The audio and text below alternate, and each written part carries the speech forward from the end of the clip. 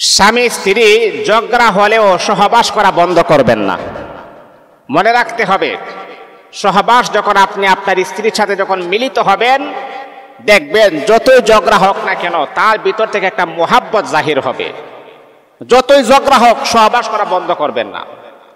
স্বামী আর স্ত্রী যখন ঝগড়া করবেন, একজন আরেকজনের সাথে যখন কথা বলবেন না, রাতের বেলা যখন মিলিত হবেন সহবাস করবেন, আল্লাহর কসম কে বলে সহবাস করার সাথে সাথে আপনাদের ঝগড়াগুলা পানির সাথে মিশে যাবে, ঝগড়া আর থাকবে না। আমরা তো এমন হয়ে গেছি, ঝগড়া করে 1 মাস 2 মাস 15 দিন একজন আরেকজনের সাথে আমরা কথা বলি না। না না, এটা আমার রাসূল আমাদেরকে নিষেধ করেছেন, এটা আমার রাসূল আমাদেরকে নিষেধ করেছেন এবং ঘৃণা করেছেন। না, এটা কখনো করা যাবে না। আপনার স্ত্রীর সাথে রাগ অভিমান থাকতেই পারে, এটাই স্বাভাবিক। যখন একই ঘরের নিচে যখন বসবাস করবেন, 2টা প্লেট যখন একসাথে যখন থাকে তখন কিন্তু একটু আওয়াজ হয়। আওয়াজ হয় এই জন্য যে আপনি ভেঙে ফেলবেন, বিষয়টা কিন্তু এমন না। আওয়াজ তো হবেই, ঝগড়া তো হবেই। খালি আমার ফ্যামিলি, আমি যে একজন হুজুর মানুষ, অনেকে বলতে পারেন হুজুর আপনি এত সুন্দর করে কথা বলেন, এত সুন্দর করে নারীদেরকে নিয়ে কথা বলেন, পুরুষদেরকে নিয়ে কথা বলেন। আমাকে এই কথাগুলা কিন্তু আপনাদের কাছে ধন্যবাদ আর নিন্দাবাদ পাওয়ার জন্য আমি বলি নাই। এই কথাগুলো আমাকে অনেকে বলেছেন, যারা আমার ভিডিও দেখেছেন তারা অনেকে আমাকে এমন প্রশ্ন করেছেন, হুজুর আমার তো মনে হয়, আমার তো বিশ্বাস আপনাদের ফ্যামিলির ভিতরে মনে হয় কোনো ঝগড়া হয় না। এক মহিলা এই সন্দ্বীপ থেকে, এই চট্টগ্রাম সন্দ্বীপ থেকে এক নারী আমাকে প্রশ্ন করলেন, হুজুর এত সুন্দর করে কথা বলেন, আমি কিন্তু আপনার একজন ভক্ত, আমার তো বিশ্বাস মনে হয় আপনার ফ্যামিলিতে কোনো ঝগড়া হয় নাই। আর আল্লাহর কি হুকুম দেখেন, যেই সময় ওই নারী আমাকে ফোন দেয় এই কথা বলেন, ওই সময় আমি আমার স্ত্রীর সাথে ঝগড়া করি। চিন্তা করছেন? এখন আমি তাকে কি বলি? আমি তাকে বললাম, বোন যতটুকু ভাবতেছেন ততটুকু না, আপনি এই যে আপনি আমাকে প্রশ্ন করতেছেন, আমি কি জবাব দিব? আমি এই মুহূর্তে এই সময়ে আমার স্ত্রীর সাথে আমি ঝগড়া করতেছি। তাহলে মনে রাখতে হবে, প্রত্যেকটা ফ্যামিলির ভিতরে স্বামী আর স্ত্রীর ঝগড়া আছে, আবার মিটমাট হতে হবে। ঝগড়া করে একজন পশ্চিম দিকে ফিরে ঘুমিয়ে থাকবেন, আর একজন দক্ষিণ দিকে ফিরে ঘুমিয়ে থাকবেন, এটা ইসলাম আমাদেরকে শিক্ষা দেয় না। ঝগড়া হবে, একজন আরেকজনের রাগ ভাঙাবেন।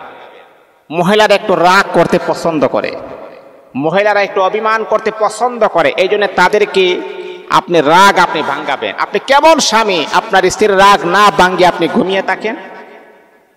আপনি কেমন স্বামী আপনার স্ত্রীর রাগ না ভাঙিয়ে আপনি ঘুমিয়ে থাকেন? এটা তো হতে পারে না। মহিলাদের রাগ যখন হয়ে যায়, স্বামী যখন তাকে সুন্দর সুন্দর কথা বলে, আল্লাহ পাক রব্বুল আলামিন তার মনটাকে এতটাই নরম করে দিয়েছেন, অল্প কথার দ্বারাতেই মহিলাদের রাগ ভেঙে চুরমার হয়ে যায়, পানির সাথে নিমেষেই মিশে যায়।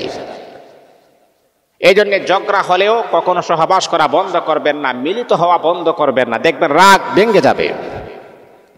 আম্মা জান আয়েশা সিদ্দিকা রাদিয়াল্লাহু তাআলা আনহা বলেন, আমিও মাঝে মধ্যে আমার স্বামী মুহাম্মদ রাসূলুল্লাহ সাল্লাল্লাহু আলাইহি ওয়াসাল্লামের সাথে ঝগড়া করতাম, কিন্তু আমার নবী আমার স্বামী এমন কিছু কথা আমাকে বলতেন, সাথে সাথে আমি আয়েশার রাগ ভেঙে ঠান্ডা হয়ে যাইত। এই জন্য মুসলমান বন্ধুগণ, একজন আরেকজনের প্রতি রাগ অভিমান করে কখনো খারাপ ডিসাইড করবেন না, খারাপ ডিসিশন আপনি নেবেন না। অনেক স্বামী এমন আছে, অনেক পুরুষ এমন আছে, অনেক নারী এমন আছে, স্বামীর সাথে রাগারাগি করতে করতে এক পর্যায়ে বলে, তোমার সাথে আমি সংসার করব না। স্বামীও বলে, ঠিক আছে তুমি যেহেতু ডিসিশন নিয়েছো, ঠিক আছে তোমার সাথে আমি সংসার করব না। সামান্য একটু রাগ, সামান্য একটু অভিমান বাড়তে বাড়তে বাড়তে বাড়তে এই সামান্য রাগটা আপনাদেরকে তালাক পর্যন্ত পৌঁছায়া দিয়েছেন। একটু সামান্য রাগ আপনাকে তালাক পর্যন্ত পৌঁছায়া দিয়েছে। এই জন্য রাগ করবেন না, অভিমান করবেন না।